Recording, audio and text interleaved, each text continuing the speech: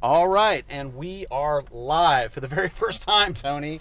The Drive Home Breakdown is coming to you live from the car on the way to see Captain America Civil War. Do you remember when we used to talk about, like, man, I'd love to record these recordings. How can we even do that in the car? Now we're literally live broadcasting and live broadcasting from the car. From the car. It's crazy. It's crazy. On the tubes.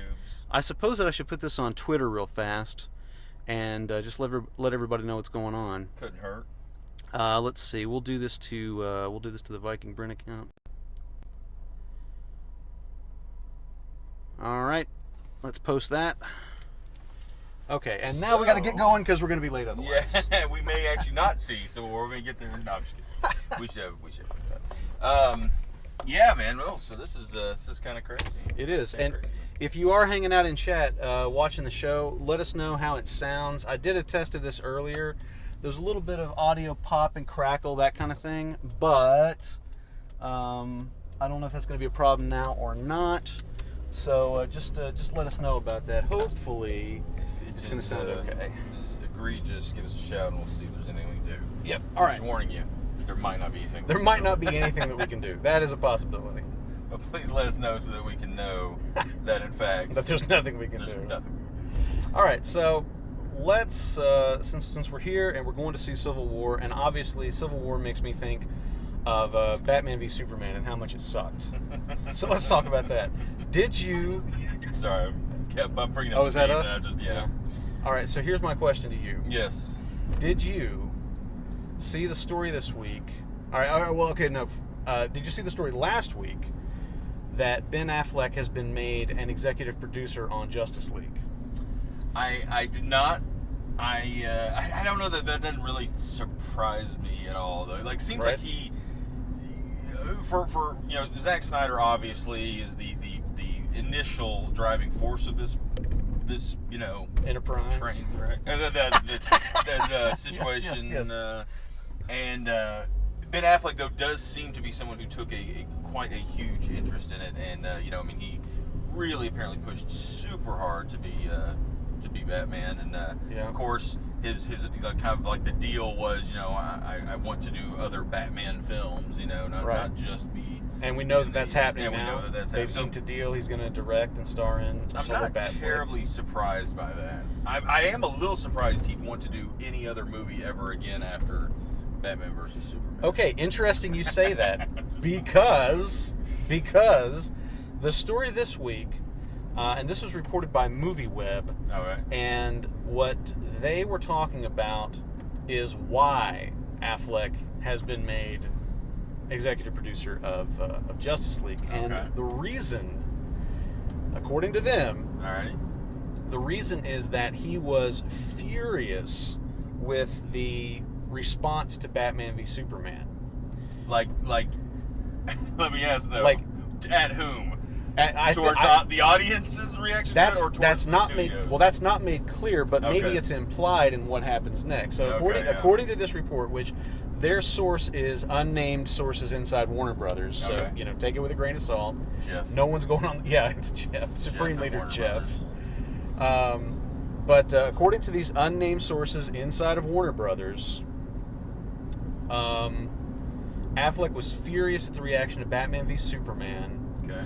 And they put him in the executive producer seat of Justice League, and as a way of allowing him to have greater control over what's going to happen in the DC Extended Universe. And they actually use the phrase in the article. They say that with this move, Affleck has edged out Zack Snyder a bit. Wow. Okay. And so they're making it sound as if Affleck's like, look, this movie fucking sucked, and if you want me to hang around for these things, these movies aren't going to fucking suck. And they're like, well, what if we put you in charge? At some level. I do. That's the implication. I like that thought. I like the thought, because I will say, Affleck by no means was the downfall of that film. No. He wasn't the thing that really made it an issue. None of the cast were really the problem. Other than Jesse Eisenberg, maybe. Yeah, but even I don't necessarily blame him so much as I blame the. Oh, sorry. What's it say? Yo, your name is too tiny on the screen to read it. Hi. Reading this off of Hi, an chat. iPhone from 6 feet away. Yeah. But yeah, it's one of those things where I don't even necessarily blame him for that. I think that was just creative choice. Yada yada yada. Right. So I couldn't tell. Like I know you always see the classic second viewing of Sad Affleck when he was getting that interview and everything. But prior to that, he seemed pretty happy with the film, did he not? Well, he was certainly okay, or at least putting that face on. He was certainly promoting it that way. Yeah. But I mean, that's the whole thing. Part of his contract, part of what he's getting paid for, is to sell that fucking movie. Yeah, that's a good point. This is a breakdown I'm definitely looking forward to. Well, thank you very much. That looks like Addicts 2525. Yeah, we are looking forward to it as well. I think by far, unless I'm crazy, this is the thing we've been the most looking forward to for, I've been probably chomping at the bit. Almost all year. I guess you could maybe say at the end of the year, Rogue One will be something I think we'll both be very excited about. I'm very excited about that. In fairness, though, I think that one's more of like this, ooh, what's that going to be about? Whereas Civil War is like, I can't fucking wait to see Civil War. I know. But yeah, it definitely is it definitely is, it is going to be exciting. So, kind of getting back to the sort of talk, the Batman v Superman news. I don't find that too surprising, but I do think that there is a chance that. Oh, hey, Simon Daly, nice to see you. That I do think there's a chance that it just makes me wonder, is that necessarily a good thing? Does Affleck also have the right vision for where these films need to go going forward? I dare say. Hello back. Different would be an improvement. So, so I'm okay. Well, I think that one thing that I see a lot of people. If only to change the tone. I'm not saying nothing else. I hate Snyder. I don't like his vision for where he's been taking this. No, I think that the one thing I see a lot of people talking about, and everyone seems to agree on to one degree or another, is that Affleck he's got some directing chops.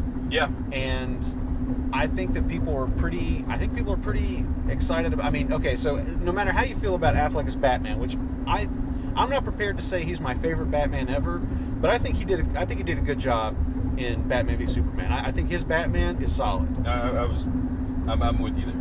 And I'm excited about the prospect of him directing a Batman film, given the fact that he did a pretty solid job with the character and he's got a very solid track record as a director.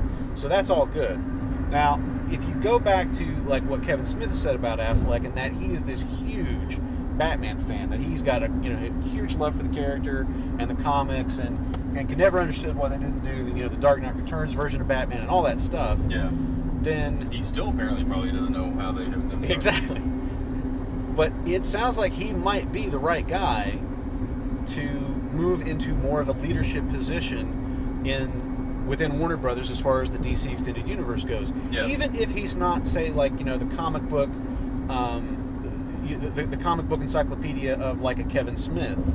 Even if he doesn't have the vast experience with the characters and the universe of, say, a Bruce Timm, if nothing else, I think that people have more faith that he is a more competent storyteller than Zack Snyder is. I would agree with that, and it will be interesting. Cause I'm assuming Zack Snyder is still directing. He is still, and he is still one of the executive producers as well, right? Or his wife, or whatever. I assume, yeah, Deborah, I think. And so it's not as if he Ben's just going to be able to right this train if he sees it going off the trails, but he definitely is going to have more impact, insight on it. Yeah, and I don't know if we'll ever know how much of a leadership role he's got. I will tell you one thing. Affleck's got an Oscar sitting on his shelf, and Snyder doesn't. That is very so true. For whatever that may count, I guess we'll see. And you have to give him credit, for Argo. That is a very good point. I think that's Addicts. Addicts, yeah. Sorry, I can't on the stupid chat thing. I can't see the names. The app that we're using to live stream, it's just the chat room is so small. Yeah. Sorry about that. So it's really difficult to drive and read names. Yeah, but you're definitely. That's absolutely right. And this is the thing. I think I would have been more excited if it was something like they said, yeah, we talked to Zach. He's actually out. Ben's in as the director. That would make me more excited. The fact that he's merely executive producer. Not saying that's a small part, but it definitely, the director does drive the film. Yeah. And so it you know, I would be much more excited if we heard that Affleck was directing it, because to be honest with you too, I also feel like that would help. It wouldn't put his whole focus on just me in the film acting. Yeah. It would actually be like, okay, I need to make sure everyone in the film is represented properly. Everyone's part is serviced right. Yeah, which I think is there's just very different roles, you know. But here's the one thing: the executive producer does have some fucking pull when it comes to the script. Yeah. And you know that and especially on a big studio film like this, I mean, you know, I'm not saying that there's not directors that go in there and have 100% control. It just depends on the person and the deal. I guarantee you Ridley Scott's got 100% control of the script on his films. Yeah. But on a big tentpole movie like this, where, you know, they're based a sizable percentage of the studio on this film turning a profit, and hopefully a bigger profit than Batman v Superman. But in those kinds of situations, there's usually not as much control over the script. Typically, in the Hollywood system, you know, because they want to make sure that they're squeezing every bit of juice out of it that they can. That, you know, they've got the merchandising points in the film in place to sell the fucking toys and all that shit. Yeah. So I don't know if even if Affleck's not directing, if he's got any input, and I get the impression from the article that is what he's getting, that maybe he's got a little bit more control over the script. Yeah. And that, you know, his input is going to be implemented. Yeah. That could work out okay. That actually gives me a little bit of hope, maybe, that they're going to, from a limping start, maybe they're going to get into a sprint here. It also gives me the point that I think that you know, just any kind of focus that they're showing that, hey, look, we realize that a lot of people didn't get what they wanted to out of this film. Oh, sorry, the audio is cutting out pretty bad. Oh, all right. Yeah, we are doing this on LTE in East Tennessee. In East Tennessee, so God knows how it's going to be. We do apologize. This is the first time we've done this, so, you know, we're not exactly sure. I mean, yeah, but do give us feedback. Like, let us know what's going on. Yeah, definitely let us know what's going on. We won't be able to do anything won't be about able to it. I just change want to a throw that damn out thing. there, but still. Because we are in motion and all that. We won't be able to mess with too much, but hopefully, you know, as time goes on, we can get the kinks worked out. All right, so what's Attic saying there? Addict's saying, I love Watchmen at 300, but Watchmen is a parody of superheroes, so it is a relevant experience for Superman, really. And I do agree. Like, that's the thing with Watchmen. Watchmen is such a different feel as a comic book. Yeah. You know, it was like one of those first comic books that really, it was the first one that I read. Yeah, exactly. That just turned the superhero genre on its head. And also the one that I think went to the depths. They hit on certain things that looked at superheroes from a little different angle prior to that, maybe, but not to the extent that they did with Watchmen. That story is just incredible. Might have been on Kotaku, but I read a story somewhere in, I don't know, the week or so after we saw Batman v Superman. Yeah. And the article was this talking podcast about, brought to you by Batman v Superman. I just want to throw that out there. if only we could get on that Batman v Superman tip, son. Superman money. But the article was talking about an interview Zack Snyder gave promoting Watchmen, in which he addressed, like, I think somebody actually asked him, would you be interested in doing like a Superman? So much more interesting because, you know, they're not just that, you know, that white hat good guy, and, you know, the rough around the edges and all that, shades of gray and all that shit. Yeah. He said, no, I wouldn't. I don't think Superman's all that interesting a character for these reasons. And so it's fascinating to read that answer and then see him do Man of Steel and see how he basically tries to turn Superman into... He tries to make Superman in what he finds interesting. Right. More of a... less of a white hat, more of a rough around the edges gray character that, you know, that wouldn't be completely out of sorts in a Watchmen universe. Yeah. And I think that's the thing, is that, you know, Snyder tried to make a version of Superman that was interesting to him. It's just that he completely upended how many years? 75, 80 years of the character now? Yeah. And it's not as, and the article goes on to point out, like, all of these great Superman storylines from, you know, from the Donner film to, you know, the animated series to the comics. It's like, there are plenty of writers who have figured out how to make this character work within the parameters and this is one of those of his definition. I think sometimes directors look so, by the way, we're doing a 3:15 show. Yeah. Theoretically. I'm moving. I'm moving. I'm just giving him a hard time. No, I think we're on schedule for it. Yeah, that interview is funny. Although I think that Alex was saying about the interview story being funny, because I think the whole point is he's saying that at that time because nobody was throwing a Superman movie at him. I'm sure. Exactly. And I mean, not knocking him, but it's just one of those things. Like, I'm sure that's like, hey, I'm promoting Watchmen right now. But that just shows how short-sighted he is. If he doesn't realize that could be in the fucking cards. I'm not even saying I don't think he meant what he said. No, I but know it what you definitely came from the perspective of like, hey, look, he was not even Watchmen, thinking about like, it. kind of thing. But I think that was that's a very good point. I tell you, the thing that I think sometimes too happens is it seems like a few of these, like in this situation specifically, I think Snyder looks at Superman, the character, as the problem. Like, he kind of sees, like, I just don't find that character problem. I think that's right. Then why not look at other characters around Superman? You know, the fact that Superman a lot of times has, it's the situation going on around him and the way his character is written to like handle those things. Like, what happens when something around him happens that is difficult for him to deal with, that he doesn't have a squeaky clean, easy fix for? That's what they should go after. Look at the stories around him, not necessarily trying to be like, we need to make him like the Punisher or something. Like this. I don't get that need. No. But anyway, I'm definitely for Affleck having more. I'm really, first off, want anybody else to have a little bit more of a hand in this.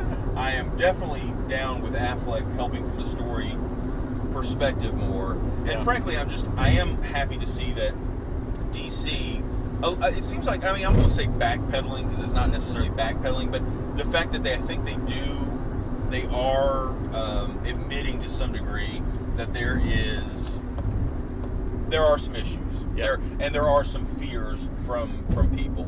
And the one thing I do love about capitalism is when you hear your audience saying things like, I don't know if I like that. I didn't really care for that too much. They moved to fix it quickly. They want to fix that, to make sure that they can. Because they want that money.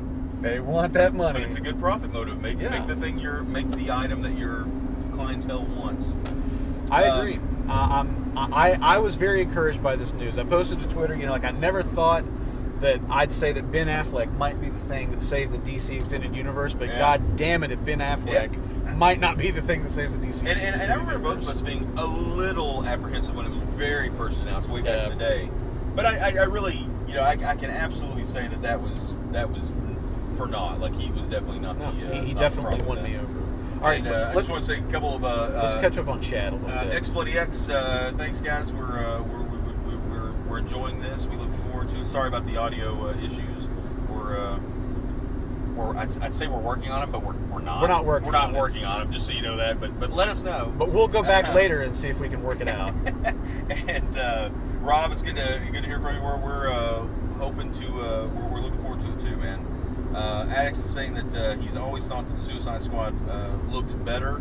I will admit, the very first things I saw from Suicide Squad did not get me terribly excited. Yeah. But like the last couple of trailers, and also since we've heard that they've kind of gone back. They've gone back and reshot a bunch of things to try to make it funnier. I don't necessarily want like every movie, every movie has to be mainstream and it has to have a love story, it has to have comedy, and it has to have this, that, and the other. But I gotta be honest, I feel like there are certain movies that do sort of need that. Like that, there is. Comic books are fun and funny and full of action, but they're also full of drama. They're full of love. They're full of intrigue. There's all the thing that is so great about comic books is they have always been, and people now, that weren't into comics as maybe as kids, are starting to realize these things, that they are just about these amazing characters in these amazing situations. Yep. And a lot of times those situations aren't all that different from the things that you and I live through, but they just are on a different scale. And you get to have blasters and stuff, and and pew-pew, and cool and very colorful attire. But what do you think about Suicide Squad? I remain hopeful. I think a lot of people, we've heard rumors that that basically like what we saw in that first trailer, not like that first kind of teaser. I think that was more like the sizzle reel, like maybe what they showed at Comic-Con, I think. Yeah. But the first trailer, the one that had Bohemian Rhapsody playing over it, that everyone's like, oh my god, this kicks ass. Yeah, that was like, awesome. Well, Bohemian Rhapsody kicks a lot of ass, and you put images to that, and it works out pretty good as a trailer. It was a fantastic trailer. It was a great trailer, but everybody said like basically that was every laugh in the film in that trailer. Yeah. And Warner Brothers possibly, like I don't know like how fast the wheels were in motion if they were already doing that, but I guess in reaction to the trailer, Warner Brothers said, we need to post, the BBC. I can't remember if it came out before or after. I have no idea. I feel like it came out after, because I think I remember us even talking to each other, just saying like, that's got to be they've got to have at least been taking some of this,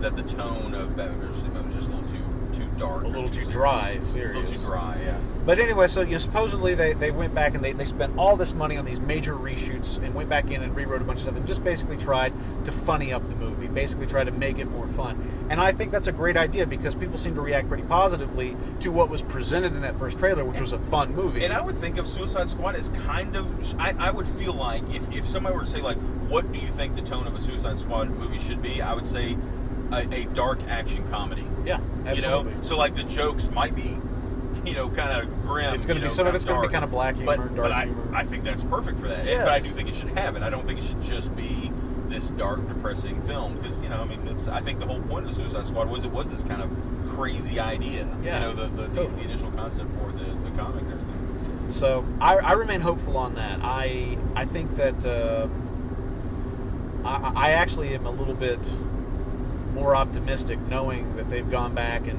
have tried to address the film a little bit. That could work out. That could work out good. So, I guess what I'm saying is, I really hope that after this kind of stumble with Batman v Superman, I really hope that Warner Brothers is starting to kind of wake up to. I think the fact that their whole execution was kind of ready, fire, aim. Yeah. And now they're starting to hopefully get that together. Which leads us to, and this is the last thing I'll say in regards to the DC Universe, which leads us to the video that I posted from YouTube of the DC executive talking about... I don't know. For those of you who haven't seen it, you have to go, how long was that? That was maybe 2 weeks ago? Yeah, if you go to YouTube and you just search for DC Executive Explains, you're gonna find a video with like a toothless guy with they somehow with a mustache cameras and into a ponytail. Warner Brothers offices. Okay, so it's this meme video. It's this mashup video from a Spanish language talk show. This guy talking about I have no idea what, but somebody's overlaid subtitles of him explaining what's wrong with Batman v Superman. Think of like the Hitler. What was the Hitler scene? Yeah, Hitler. It's like the Hitler reacts to me. The Hitler reacts like type of video. It's that kind of thing. It's from this Spanish talk show where this guy's just losing his mind. The thing is, trying to tell the story and just laughing his ass off. Anyway, man. It's not funny to explain it. You got to go watch it. It's on my Twitter feed. It's on YouTube. Just search for DC Executive Explains, and you'll find it. Oh my God, it's good. So, X-Bloody X actually did point out a good point too, that a lot of this could also be a response to how popular Deadpool was. And I think that's gotta. It's kind of funny, and I hate to say it because Deadpool just came out this week, but I have slightly forgotten about it. Not like I forgot about the movie, but I had forgotten just how hugely enormous that was. I mean, that movie. That movie profited more than Batman v Superman's going to. That movie profited like something like, I mean, it's at least 12 or 13 times its budget at this point. It's crazy. So yeah, that's a great point. I do think you look at a movie like that where it is. I mean, well, in all fairness, Deadpool probably is exactly or very similar to the tone that you would maybe hope for a Suicide Squad could go. It could go those places definitely. And that's a fantastic. Fantastic call out. Deadpool's a great segue over to the Marvel universe. Well, did you see? Okay, so like Simon Kinberg, there was a story this week that he says that the next X-Men film, the one after Apocalypse, as they have been doing through these different eras, First Class was the 60s, Days of Future Past 70s, Apocalypse 80s. The next one's going to be in the 90s. Which is awesome because, I mean, that's like when you and I were really into X-Men. And of course, this calls to mind. All right, so we did Deadpool. Yeah. They're already saying the next Deadpool movie is going to be like Deadpool and Cable. Yeah. So they're going to introduce Cable. New Mutants are coming in. Yep. My question is, do you think that the next X-Men film might be Strife? Do you think it might be Cable and Strife? It's possible. I have a feeling in. I mean, whatever they've definitely reason, like they've got the whole like the time travel thing is down. Yeah. Bishop is in there. I Yep. mean, like a lot of the pieces are in place. To me, it's so until we see what Apocalypse does, like, and you know how it handles certain things. I will admit, and I think it's kind of. I think we maybe I'm wrong, but I feel like maybe we're going in slightly different directions on this. The more I see from Apocalypse, the more I kind of cool on it a little bit. And I don't. Yeah, I'm definitely getting more excited. I think. I will say, like, I like certain aspects of it, but I don't know. There's certain things that keep me a little apprehensive as well, and not by no means do I think like, oh, that's gonna be garbage. Yeah. But I'm nowhere near as excited as I was prior to Days of Future Past. And honestly, to be honest, First Class wasn't really on my radar until you kind of got me into it, because I was so burned on X3 that I was just like, if I hear the words X-Men ever again and related to a film, I might shoot somebody. But I loved it. Loved First Class. Yeah. Even more so loved Days of Future Past. I'm a bit apprehensive. I'm just apprehensive with what. Sure. I don't exactly know how I feel about it. Like, what I've seen so far does not get me terribly excited. But that, you know, I also don't want a movie that, you know, the trailer is amazing, and then I go into the movie and I'm like, oh well, the trailer was probably good. No, that you're definitely right. I that gives me a little bit of hope that maybe they're really holding back the good stuff for the film. Sure. Fingers crossed. Yeah. All right. There's just a little too, and I'll tell you honestly, I think I just remembered there's a little too much cosplay. He's going to check us out on the drive home afterwards. So, all right, cool. So yeah, it's more X-Men real fast. Yes. They announced this week Wolverine 3, the last one with Hugh Jackman, rated R. Yep. And that is definitely a it's reaction about to fucking Deadpool. time. That is absolutely a reaction to Deadpool, I think. Yeah. Like, that's one of those where I think they always were trying to walk this line. And frankly, the first X-Men and Wolverine movies, X-Men especially, an R-rated movie for a property that, at least externally, is seen as a younger audience. Yeah.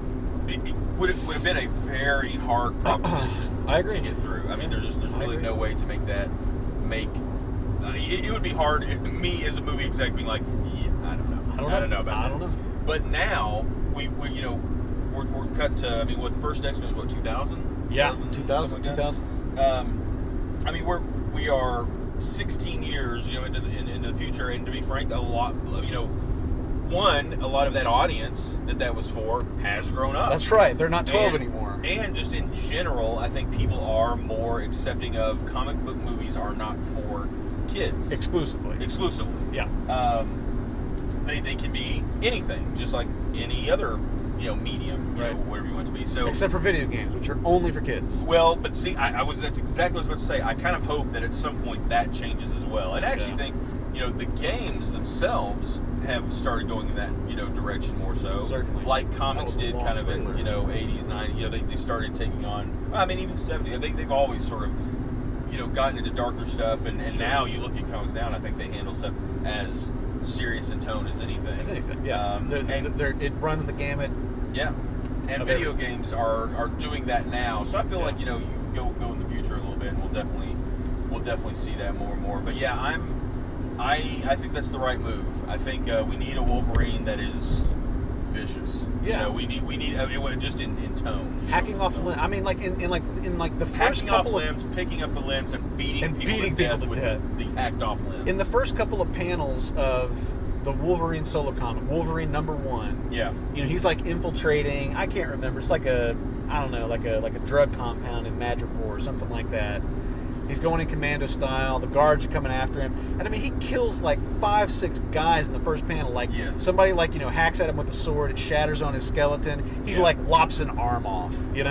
I mean, he is a vicious character, and they should have been representing him like that, at least in the solo films, from the beginning. But I understand that Deadpool had to open that door. I guess. Exactly, and I think you needed that open. I think you also just needed the character to grow. Maybe you almost have to say the fact that Deadpool wouldn't have gotten made had the X-Men and Wolverine movies not been making money. All these things folded into each other. It's they all sort of begat one another. Just real quick, Neil is saying that he watched it over the weekend and we are going to love it.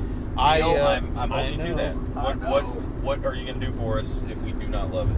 I think that I need an answer. I really have tried to maintain my expectations on this film, but it's been so hard since it opened overseas 2 weeks ago. Yes, yeah. And so I've managed to remain spoiler free miraculously. And in all fairness, this is what, Wednesday. Yeah. So we've had a couple days, and I will say normally we try to see it by the weekend or at least a couple days. I mean it's. We are starting to get into that time frame of like it's almost understandable for people to let stuff slip. Yeah, exactly. But I've really luckily I saw one little panel, and it's like one of those things. I'm on like a video game webpage. Yeah. And I saw one little panel that said like blah blah blah. Hey, some skank hooked up with this person. Da da da. And then like one of them just said like the thing we loved about Iron Man was this or something. And I was like, oh no. Like just like they had to look away. La la la la la la la. So it's like it's one of those things where you gotta be careful. But anyway, I'm so excited that we're here, and we are here. We're actually getting off at the exit. Actually here right now. So I'm so happy that we're here. We've managed to remain spoiler free. Yep. And we're gonna finally see this thing and see what all the hubbub's about. So because it is getting close, and we actually we need to get. We're gonna have to run in. Probably gonna run in. So we'll kind of wrap things up here. We do appreciate everybody that's checking out the live stream. We know sounds like the audio has been maybe cutting out a little bit, and for that we do apologize. We're definitely going to try to fix that in the future. And also, we're recording this the way that we normally do on our high quality recorder. So the high quality version of this will be going up later. Yeah.